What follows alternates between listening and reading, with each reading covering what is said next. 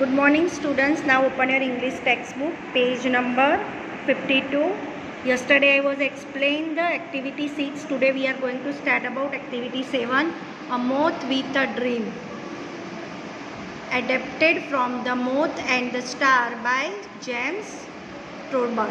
James Thurber करके जो writer है उसने ये स्टोरी लिखी है. ओके, तो ये स्टोरी एक सपना है, मतलब a moth with a dream. Moth का एक सपना है. मोथ એટલે मतलब वो कैसा बटरफ्लाई होता है जिसका मतलब बटरफ्लाई बोलते हैं जो पंख वाला बर्ड्स होता है उसको बोलते हैं मोथ, मतलब जो पंखों से उड़ता है. तो एक बर्ड्स है जैसे बटरफ्लाई जैसा, तो उसको बोलते हैं moth. Okay. Once upon a time a young moth fell in love with a beautiful star. मतलब एक दिन ऐसा टाइम था कि यंग मोथ मतलब जो मोथ था उसको इतना लव था. किससे था? स्टार. स्टार जो आकाश में होता है ना, स्काई में, उससे उसको बहुत लव था. He told his mother one day he would reach the star but she told him he should dream of something closer, something easier like a nice lamp. Okay, तो वो उसकी मदर को बोलता है कि मुझे एक दिन यहाँ पे ये स्टार के साथ पहुँचना है. स्टार जहाँ पे है उसके साथ मुझे पहुँचना है. बट शी टोल्ड हिम, मतलब उसकी मदर ने उसको बोला कि ही शुड ड्रीम, ये तेरा सपना है कि ये सच नहीं होगा. Of something closer, something easier like a nice lamp. तू सबसे ज़्यादा नज़दीक कहाँ से पहुँच सकता है? लैम्प तक, जो यहाँ पे है, जो नज़दीक में है. क्लोज़र वो आपके नज़दीक भी है, इजी भी है, और लैम्प आपको like a nice lamp, lamp तक तो पहुंच सकता है. Stars aren't the kind of thing you should be working for, she said lamps are the thing, find a nice lamp. Okay, stars aren't the kind of मतलब star जो है, star तक तो पहुंच नहीं सकता. वो हमारा मतलब वो ऐसा हमारे साथ हम वर्क करते वो वर्किंग नहीं हो सकता है. She say lamps are the things, lamps एक अच्छी थिंग्स है. And find the nice lamp, ये लैम्प भी बहुत अच्छा है. मदर्स फादर्स से मतलब मौज फादर से, मौज के फादर ने भी यही बताया कि स्टार्स पे जाने का सपना तू भूल जा. तुझे यहाँ पे जो तुम्हारे जो लैम्प है उसी के साथ ही तुम्हें एक लैम्प का वो फोटो होता है, तो लैम्प के साथ ही तुमको रहना है. Find a nice lamp. Yes, you can easily reach a lamp, you will never be able to reach a star. मतलब तू लैम्प तक ईजीली पहुँच जाएगा बट स्टार तक तू पहुँच नहीं पाएगा. It be not able to reach the star. But the moth did not listen to his mother and father. मतलब मोथ जो एक बर्ड्स है और ये जो वो बोल रहा है कि मैं आपकी बातों को मतलब सुनता नहीं, मतलब वो अपनी पेरेंट्स की बात सुनता नहीं है. Every evening when the stars came out he would start flying towards it. Every morning he came back home worn out from flying all night. Okay, तो જ્યારે वो स्टार निकलता है सुबह सुबह तब वो फ्लाइंग करने लगता है, उड़ने लगता है. जब भी एवरी इवनिंग मतलब जब भी every evening when the stars came out, जब भी स्टार्स निकलता है तब वो उड़ने लगता है. और एवरी मॉर्निंग वो उड़ के वहाँ से वापस आ जाता है, पर वो वहाँ तक पहुँच नहीं पाता है. One day his father said to him, your haven't burn a wing yet boy and it looks to me like you never will. मतलब एक दिन उसके फादर उसको बोलते हैं कि ये विंग तुमको यहाँ पे ये लाइट में बर्न करनी पड़ती है. Boy looks me like you never will, मतलब तुम वहाँ तक तो पहुँच नहीं पाओगे, तो यहाँ देखो तुम ये नहीं कर सकते, इसीलिए तुमको यहाँ पे लाइट पे ही जाना होगा और उसमें तुम्हें विंग बर्न करनी होगी. What's wrong with you, all your brothers have burn their wings flying around street lamps. मतलब तुम्हारे सारे ब्रदर्स ये विंग्स मतलब उड़ते उड़ते उन्होंने यहाँ से लैम्प से अपनी पंख मतलब जलाई है, मतलब बर्न की है. Okay, and all your sisters have to burn their wings flying around house lamps. मतलब तुम्हारी सिस्टर्स ने भी यहाँ पे अपनी विंग्स बर्न करवाई है पूरे हाउस में, मतलब उड़ते उड़ते, मतलब flying the wings the house lamps. So house lamps में तुम्हारे सिस्टर्स ने भी मतलब अपनी विंग्स बर्न की है. Come on now, this is what we do, you are afraid of a little burn, are you, मतलब उसके फादर उसको ऑर्डर देते कम ऑन नाउ, और तुझे ये करना है, डरने की ज़रूरत नहीं है, तुम ये कर सकते हो, तुमको यहाँ पे लिटल अपनी विंग्स बर्न करनी है। The moth wasn't afraid but he didn't want to fly around street lamps और हाउस लैम्प। ओके, तो मौत डरता नहीं है, पर मौत को ये लगता है कि मुझे यहाँ पे अपनी विंग्स जलानी नहीं है, नहीं लैम्प के साथ, ना घर के लैम्प के साथ, ना स्ट्रीट के लैम्प के साथ। ओके, सो ही लेफ्ट हिज फादर्स आउट, वो तो अपने फादर्स का घर छोड़ के चला जाता है। He never change his dream, वो अपना सपना छोड़ता नहीं है। When he grew up he continue to believe, मतलब वो अपनी जो रेगुलरली करता है वो कंटिन्यू ही रेगुलरली ग्रू करता रहता है उड़ने का, और वो स्टार का सपना छोड़ता नहीं है।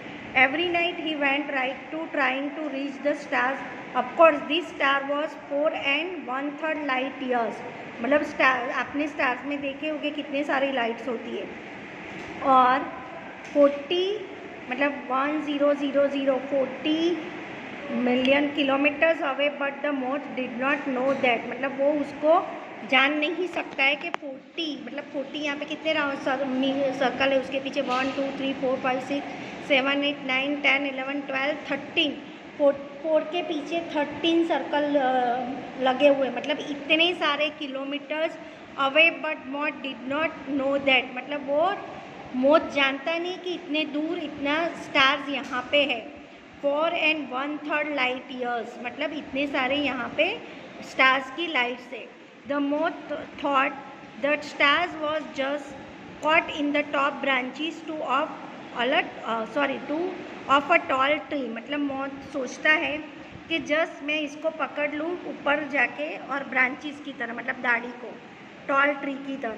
The moth went to right on trying night after night, मतलब उसने नाइट टू नाइट ये सारा ट्राई करता रहा, but he never did reach he star, मतलब वो स्टार तक नहीं पहुंचा। Finally when he was very very old, फिर वो बहुत ओल्ड हो गया। His mind began to play tricks as mind something do, he began to believe that he really had reach the star, मतलब उसको ऐसा लगा कि अभी वो बहुत पुराना ओल्ड हो गया था, पर उसके माइंड में से ऐसा लग रहा था, मतलब वो ऐसी ट्रिक्स यूज़ कर रहा था, उसके माइंड में ऐसा चल रहा था कि वो वापस शुरू करेगा, really had and reach the star, वो स्टार तक पहुंचेगा। Often he told stories of his adventure catching a star, no one listen, but he was happy anyway for his entire long life. The moth believed in his dream and he lived to be a very very old moth. He was happy, but his mother, father, brothers, sisters all burned to death when they were quite young. Okay, तो उसको ऐसा लग रहा था जी ये उसने ये star तक तो वो पहुंच नहीं पाएगा, और एंटायर लॉन्ग लाइफ उसकी लाइफ इसी में चली गई।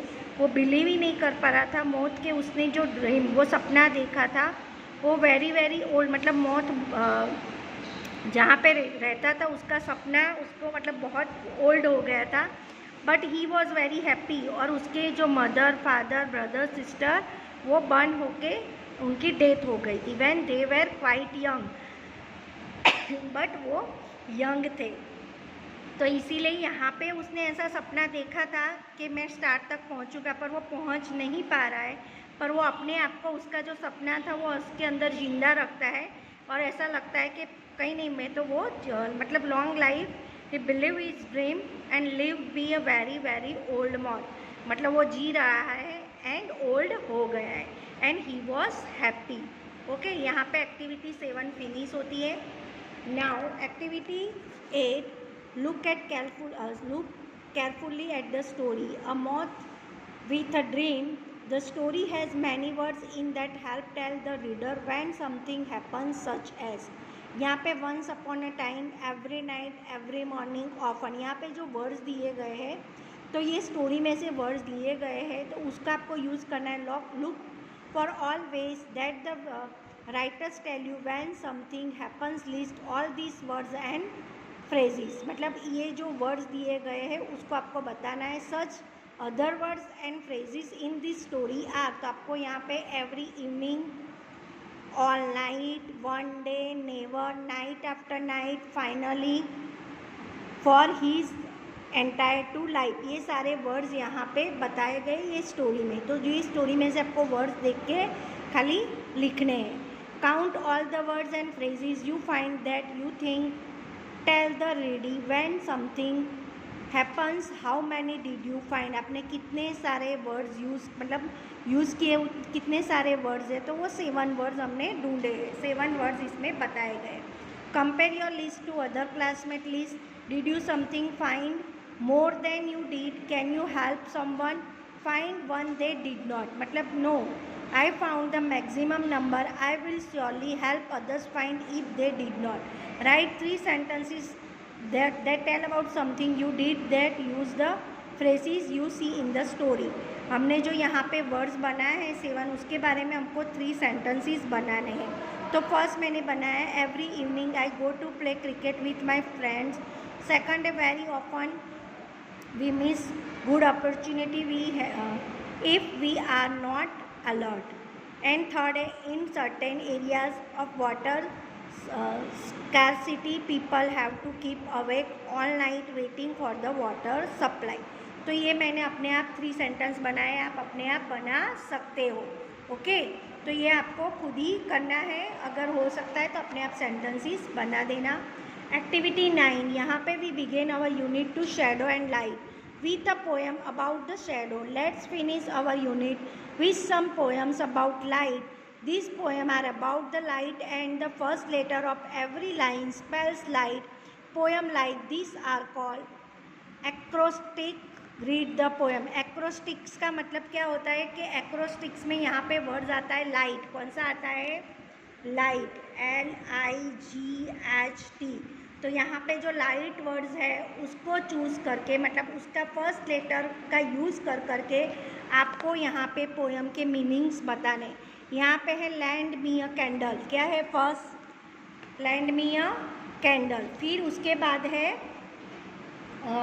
लैंड मी अ कैंडल है, फिर उसके बाद ही यहाँ पे I will set it a light, give me your hand, hold it tight, together we walk out of the dark. तो यहाँ पे जो सारी चीज़ें बताई है उसको मैं एक्सप्लेन करती हूँ कि यहाँ पे जो बताया गया है तो उसमें मुझे कैंडल दो, लैंड मी अ कैंडल, फिर I will see your light, मैं उसको जलाता हूँ, गिव मी योर हैंड, तुम्हारा हाथ दो, हैंड इज़ ऑल राइट, मतलब होल्ड इज़ टाइट, मतलब तुम टाइट, मतलब टाइट मतलब मेरा हाथ पकड़ो, मतलब जोर से, मतलब इसका हाथ पकड़ो, together we walk out to the dark, इस अंधेरे में अंधेरे से हम दोनों बाहर निकलते। ओके, फिर यहाँ पे बताया गया है look how dark it is, कितना डार्क है, मतलब कितना अंधेरा है।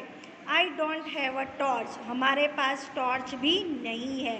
गो टू द वॉल, हम वॉल का सहारा लेके जाते हैं। हियर इज़ द स्विच, मतलब वॉल को पकड़ पकड़ के जाते हैं तो हमको क्या मिल जाती है, switch, here is the switch, and turn on the light, फिर हमको स्विच ऑन करते हैं, टर्न ऑन द लाइट। तो यहाँ पे LIGHT मतलब पूरा लाइट का वर्ड से यहाँ पे पूरे पोएम के मीनिंग है, मतलब यहाँ पे बताया गया है लाइट, फिर है इन सन रेज, मतलब सन की जो रेज निकलती है, टॉर्च की रेज निकली है यहाँ पे। Okay, get up down and around, मतलब go up down and around, चलते हैं और राउंड में घूमते हैं। It's bounce and bend it and to make my shadow dance. Okay, फिर मेरा शेडो क्या करता है, डांस करता है।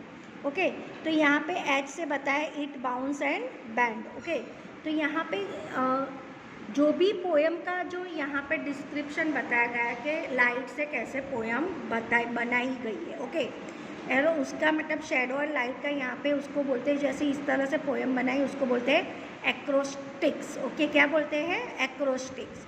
तो यहाँ पे एक्टिविटी 10 में right your own acrostic using the word light, decorate your letters any way you wish, मतलब आपको यहाँ पे ऐसा वर्ड्स का यूज़ करके एक पोएम बनानी है। मैंने बनाई है लाइट से लीड मी देयर तुम मुझे लीड करो। A find light where, light कहाँ पे है शोधो। गेट मी योर हैंड, तुम मुझे मेरा हाथ दो। होल्ड मी ए टाइट, और उसको टाइट पकड़ो। To my fate there is so sight, तो मुझे सब कुछ दिखाई देगा। तो ये मैंने बनाई है, आप अपने आप यूज़ करके बना सकते हो। LIGHT का यूज़ करके एक पोयम बना सकते हो। ऐसा कोई एग्ज़ाम में आने वाला नहीं, just now I will explain. तो ये मैंने पोयम आपको एक्सप्लेन की है। Share your poem with your classmate, आपको ये पोयम आपके क्लासमेट के साथ शेयर करनी है। और यहाँ पे जो L से तीनों पैराग्राफ ऐसे बनाए गए हैं, तो you will write down in your English notebook. आपको ये पोयम आपकी खाली नोटबुक के अंदर लिखनी है। ओके स्टूडेंट, यहाँ पे ये चैप्टर फिनिश हो जाता है।